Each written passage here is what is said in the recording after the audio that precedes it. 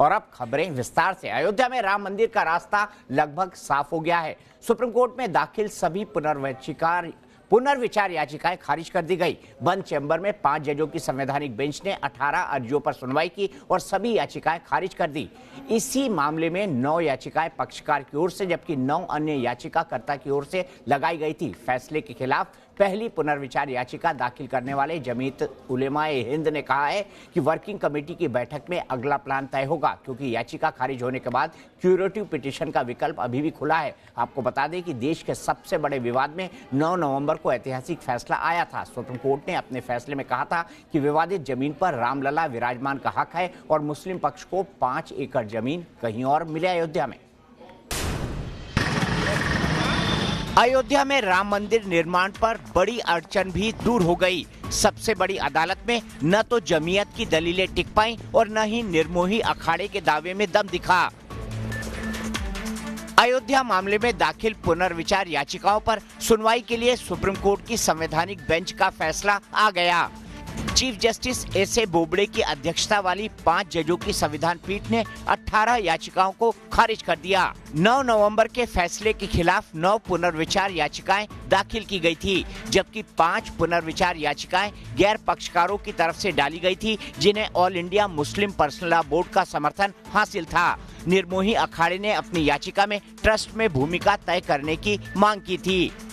Chief justice of India बनने के बाद जस्टिस एस.ए. बोबड़े का अयोध्या पर पहला बड़ा फैसला आया है। बंद चैम्बर में 50 मिनट तक सुनवाई चली। अपने फैसले में सुप्रीम कोर्ट की संवैधानिक पीठ ने कहा कि हमने पुनर्विचार याचिकाओं और उससे जुड़े दूसरे पेपर पर गौर किया।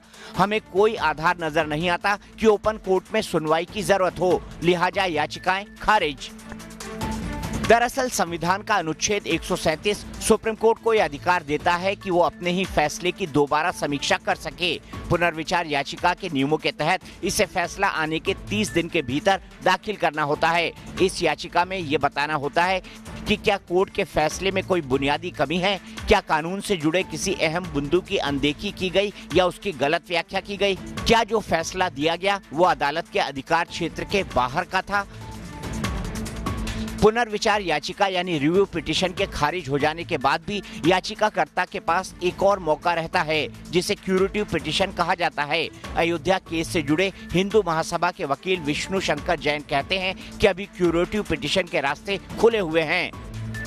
क्या अब ये माना जाए कि कोर्ट में इस केस को लेकर के विराम लग गया है या फिर क्यूरेटिव पिटीशन भी दाखिल हो सकती है हिंदू पक्ष की तरफ से? क्यूरेटिव पिटीशन दाखिल करने का भी ऑप्शन है। अगर मुस्लिम समाज चाहेगा तो क्यूरेटिव पिटीशन भी फाइल कर सकते हैं। क्या हिंदू पक्ष क्यूरेटिव पिटीशन फाइल करने पर समाज क्यूरेटिव पिटीशन फाइल करेगा तो हम उस पर विचार करेंगे कि हमें क्या करना है, आगे हमारी क्या लीगल स्ट्रेटेजी रहेगी।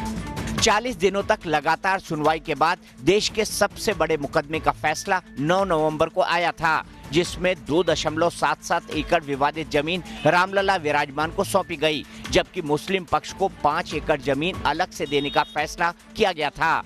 उसी फैसले के खिलाफ पहली पुनर्विचार याचिका जमीयत उलेमाए हिंद ने दाखिल की थी।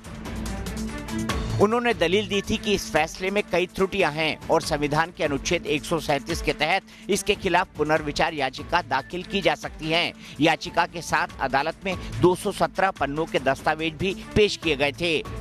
बगैर वर्किंग कमेटी के फैसले के कोई कदम हमने पहले भी नहीं उठाया और बाद में भी नहीं उठाएंगे। मैं साफ शब्दों में कहना चाहता हूं कि जो है सुप्रीम कोर्ट ने, केंद्र सरकार ने जो भी डिसीजन लिया उस पर अमल करे। कल भी हम कह रहे थे, आज भी कह रहे थे और 9 तारीख को भी कहा है। मगर अयोध्या पार्ट 2 की कानूनी लड़ाई में मुस्लिम पक्षकारों की दलीलें टिक नहीं पाईं। तो विष्णु शंकर जैन का ये कहना है कि अभी इस मामले में क्यूरेटिव पिटीशन का विकल्प बचा है और अगर मुस्लिम पक्ष की तरफ से क्यूरेटिव पिटीशन फाइल होती है तो फिर हिंदू पक्ष भी क्यूरेटिव पिटीशन दाखिल करने पर विचार करेगा। बहरहाल बड़ी खबर यह है कि सभी 18 पुनर्विचार अर्जी को सुप्रीम कोर्ट ने खारिज कर दिया है और इसका मतलब साफ है कि अब इस मामले को लेकर ओपन कोर्ट में सुनवाई नहीं होगी।